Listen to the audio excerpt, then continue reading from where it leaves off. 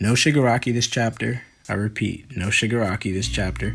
But that's okay, because we're going to go back to the whole Tokoyami situation. And let's be honest, Tokoyami is one of the coolest characters in the entire series. I'm going to just put that out there. Now, ever since we found out that Dabi was going to fight Tokoyami chapters and chapters ago, I had always wondered if it would be a full-on fight or just, like a situational type of fight. And it turns out that the latter was actually true. Because we find out this chapter that all Tokoyami wants to do is get Hawks out of there at all costs. He's not even thinking about taking on Dabi. And when it comes down to it, the guy's just at too much of a disadvantage. Dark Shadow himself even reminds Tokoyami just how weak he is at the moment with all the light from Dabi's blue flames. Now, as we all know by now, Hawks is in really bad shape after fighting both Dabi and Twice at the same time. His wings are completely gone and Tokoyami notices this right away. Dabi tells Tokoyami that Hawks is the one who killed Twice, and Tokoyami is in shock after seeing a bloody Twice on the ground. As Tokoyami is trying to figure out just exactly how he can make it out of the situation, Hawks tells Tokoyami that Dabi may actually be getting weaker due to his quirk's weakness, and that Dabi has been talking this whole time in order to buy time for him to recover. Tokoyami runs off with Hawks after hearing that, and Dabi chases right after the two of them, showing off a new flying ability using his flames, similar to the way that Endeavor uses his flames in the Pro Hero arc. Dabi corners the two of them and gets ready to finish them off with an attack, but it's interrupted by Getten and a mountain of ice that he just sent off in the mansion. Tokoyami uses this moment to fly off with Hawks as he cries trying to save his dying master. It is nice to finally see Getten make his first real appearance in this arc, because he's got a really strong quirk that actually looks like it's starting to turn the tides of the mansion raid, to the point at where the villains might actually be gaining control by the end of this chapter, and boy, by the end of this chapter, it looks like they do. So we get some panels of some of the Liberation Front members about to fight some more of the pro heroes after Getten's attack, which even knocked down Mount Lady, so that's a strong ice quirk. Most notably, one villain who looks like he makes black holes appears to be sneaking up on Gang Orca. Now, I hope Gang Orca doesn't die, or at least I hope he doesn't die like this by some random villain from the Paranormal Liberation Front. But, because he's a really cool character. I fuck with Gang Orca. But anyway, the real meat and potatoes of this chapter comes with the last 2 pages. So we go down to the basement of the mansion, where Redestro's still fucked up from Tokoyami, pretty much bodying him like months ago.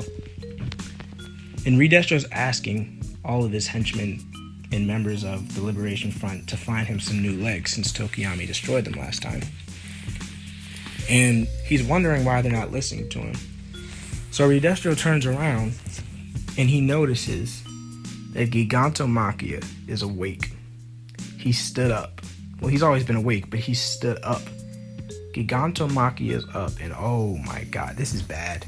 This is really bad. The heroes, Gigantomachia, he's a top 3, if not top 2 strongest character in the series. So I just don't see how any hero could really stand up to him. And we know how crazy he is. He's only loyal to his master. All for one, Shigaraki. Now it's Shigaraki. And I gotta admit, it is crazy that Gigantomachia can sense or smell Shigaraki's scent from miles and miles away. When Shigaraki just popped out of the capsule and he's underground in the basement of the hospital and Gigantomachia still noticed? That's crazy. All I know is Gigantomachia has the power to level an entire city. So, prediction time, I think Gigantomachia, he's going to run right past everyone in the mansion because I don't think he listens to anyone except Shigaraki. So he's going to want to go to Shigaraki to get some orders from him. He's going to ignore everyone in the mansion, maybe kill some heroes on the way out, and he's going to run straight towards the hospital. And you know who's in the way of the hospital? Class 1A. Deku's group, Bakugo's group, Kirishima's group. All those students are in the way, so they've got to try to stop Gigantomachia from getting to the hospital. So I think that's going to be a whole situation in itself, because we've been pretty much stuck in the whole mansion, hospital, back and forth for a couple months now. I think the next step of this arc is the students. The students are going to have to do something about Gigantomachia. They can't do anything, but I think at least we're going to get a chapter or 2 of them trying.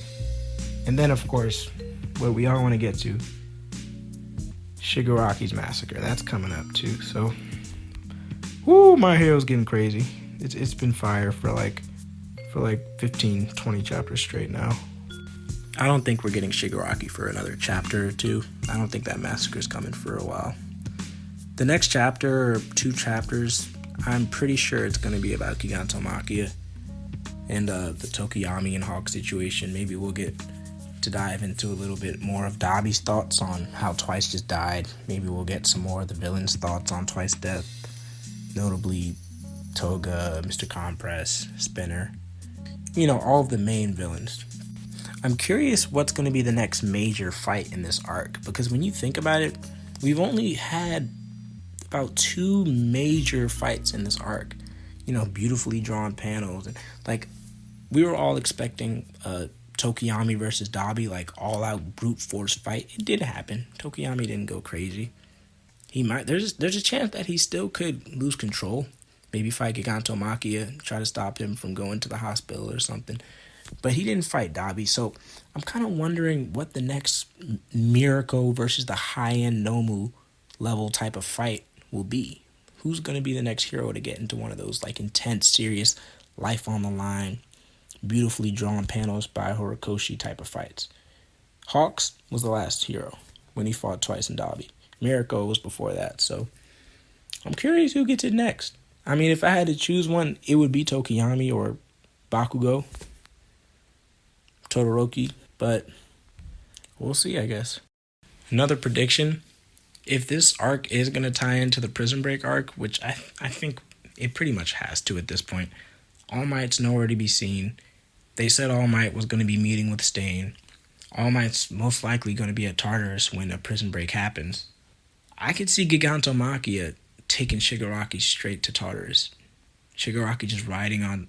Imagine how amazing it would be if Shigaraki rode on the back of Gigantomachia and they just went full speed, Gigantomachia full sprint to Tartarus. And then there's just a war on that bridge connecting the city to Tartarus. That'd be crazy. That'd be insane. But I could actually see something like that happening because the Prison Break arc has to be tied into this arc. Because if we want to tie up all the loose ends in the story, meaning like, you know, the Dabi situation, the Toya Todoroki Dabi situation, the traitor situation, Shirakumo situation, all 3 of those plot points can be solved in a Prison Break arc. Because if you have Dabi, if you have all the other villains at the prison, you got heroes like Endeavor, Todoroki. Boom. They come in there to stop the Prison Break. Dabi's there. We solve that issue. The traitor has to be revealed before a Prison Break. The traitor has to be revealed before All Might's death, which is going to come. Sorry to say it, but All Might's going to die. Or the traitor could be revealed after All Might's death, but the traitor's coming. It's going to come. I don't think Horikoshi finishes this arc without revealing the traitor and Dabi.